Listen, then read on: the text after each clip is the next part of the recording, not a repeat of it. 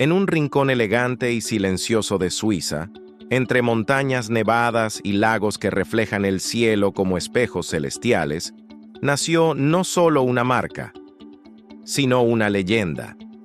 Una historia escrita con precisión quirúrgica, pasión inquebrantable y una obsesión enfermiza por la perfección. Hoy no hablaremos de un reloj.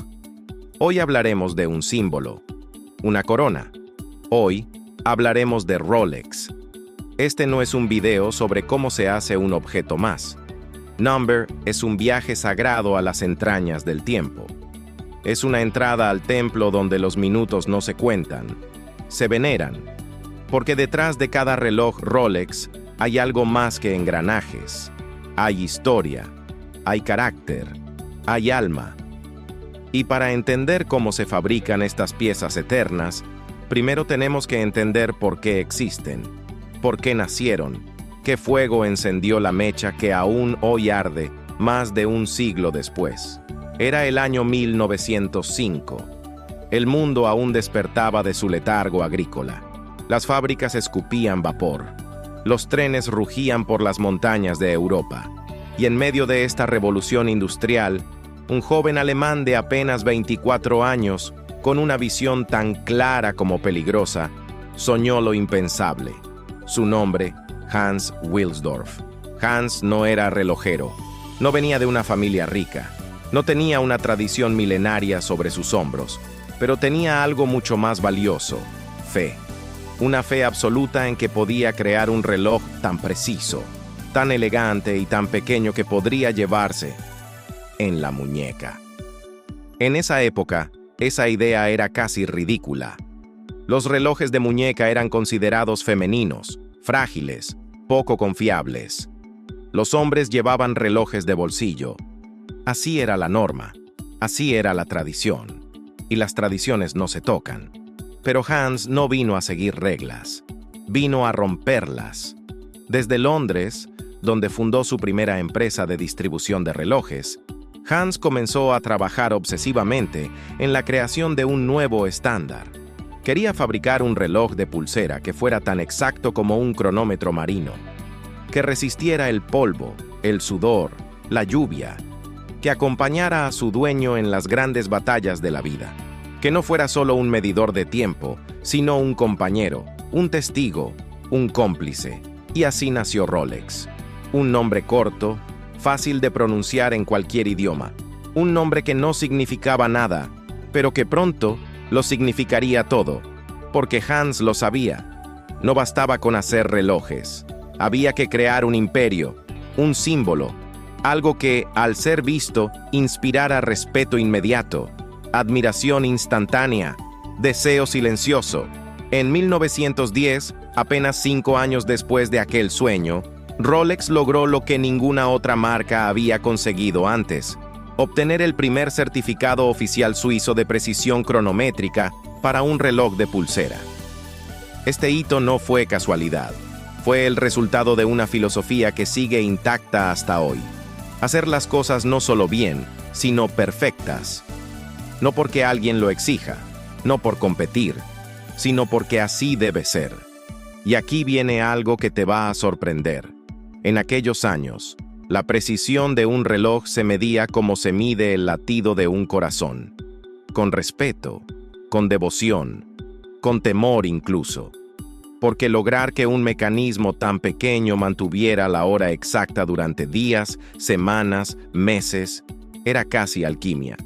Y Rolex no solo lo hizo, lo dominó, y al hacerlo, cambió la historia. A partir de ese momento, la marca suiza no dejó de innovar.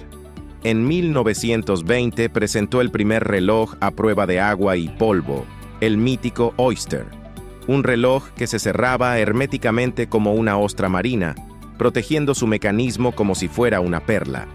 Pero lo más increíble no fue el invento en sí, sino cómo lo comunicaron. En 1927, una joven nadadora británica cruzó el Canal de la Mancha con un Rolex Oyster atado a su muñeca. 10 horas en aguas heladas, 10 horas bajo la furia del mar, y el reloj seguía funcionando. Impecable, intacto, legendario, ¿Te das cuenta de lo que estamos diciendo?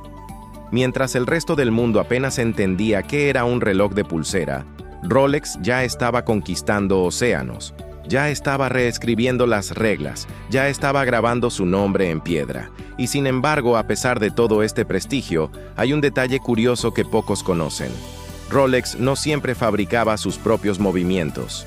Durante muchos años trabajaron con proveedores externos de altísimo nivel, pero no fue sino hasta 1960 que comenzaron a construir, en sus propias instalaciones, los mecanismos que hoy les dan fama mundial. ¿Por qué? Porque la perfección no se puede delegar, la excelencia no se alquila, y en Rolex, el control absoluto no es negociable. Hans Wilsdorf murió en 1960, pero su legado no solo continúa, se multiplica. Porque cada vez que alguien se ata un Rolex en la muñeca, no está solo comprobando la hora. Está entrando en una narrativa centenaria. Está afirmando sin decir una palabra que pertenece a algo superior, a una élite, a una historia que no envejece. ¿Te has preguntado alguna vez por qué un Rolex no pierde valor, sino que lo gana? ¿Por qué incluso envejecido, usado, con las marcas del tiempo en su superficie, sigue siendo deseado como si fuera una joya recién salida de la caja? Hoy, vamos a mirar más allá de los engranajes, más allá del brillo metálico, y adentrarnos en el verdadero misterio. ¿Qué convierte a un Rolex no solo en un objeto de lujo, sino en un símbolo universal de estatus, permanencia y poder? Y para entenderlo, tenemos que hablar de una palabra que muy pocos entienden hoy en día: legado. Verás, cuando una persona compra un reloj, normalmente busca algo útil, algo funcional. Pero cuando alguien adquiere un Rolex, está comprando algo más profundo. Está comprando historia, prestigio, silencio. Y sí, también está comprando tiempo, pero no solo el que mide el reloj, sino el que representa. Porque un Rolex no es solo para ti, es para tus hijos, para tus nietos. Es el tipo de objeto que no se desecha, que no pasa de moda, que no se vuelve irrelevante con el paso de los años.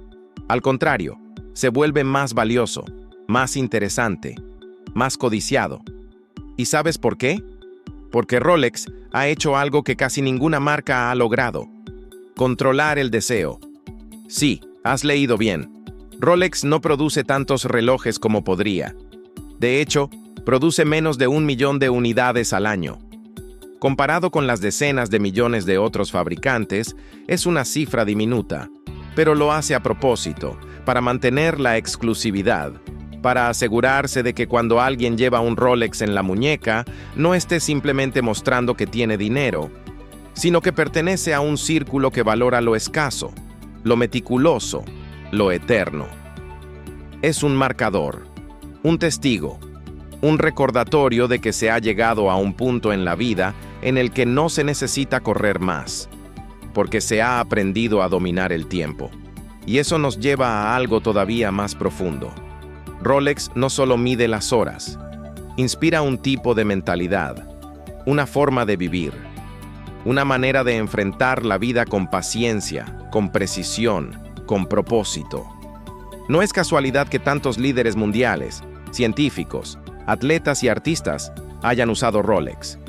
Desde Winston Churchill hasta Martin Luther King, desde James Cameron hasta Roger Federer.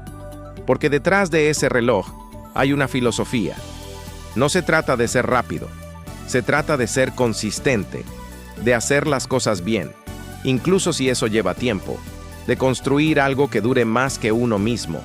Rolex no hace campañas ruidosas, no necesita influencers, no cambia de logo cada año, no sigue las tendencias, porque sabe que las tendencias pasan, pero el valor verdadero se queda.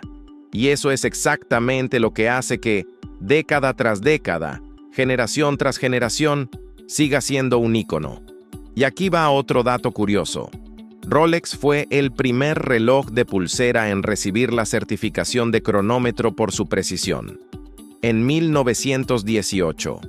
Fue el primer reloj en conquistar el Monte Everest, en explorar las profundidades del océano en estar en la muñeca de exploradores que empujaban los límites de lo posible.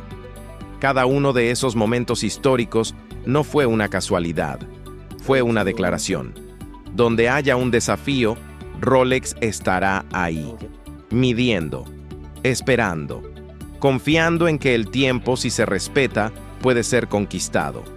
Entonces, ¿por qué un Rolex? ¿Por qué tanta fascinación, tanto misterio, tanto respeto? Porque en un mundo donde todo cambia, hay algo profundamente tranquilizador en saber que todavía existe una marca que cree en lo eterno, que sigue apostando por la excelencia cuando nadie mira, que no acelera su proceso por complacer a las masas. Un Rolex no es para todos, y eso está bien, porque su valor no está en la cantidad, sino en la intención con la que fue creado. Y si tú, que estás escuchando esto, has sentido que algo de esta historia vibra contigo, que algo dentro de ti entiende que el verdadero lujo no es ostentación, sino permanencia, entonces este canal es tu casa. Aquí hablamos de lo que trasciende, de las marcas que no solo venden, sino que inspiran, de los objetos que no se compran por impulso, sino por convicción.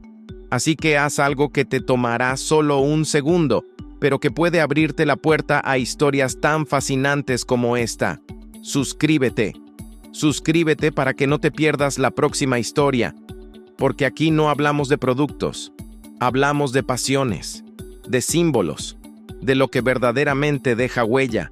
Y recuerda esto, el tiempo es lo único que no podemos comprar, pero sí podemos honrar. Y un Rolex, más que un reloj, es una forma de hacerlo.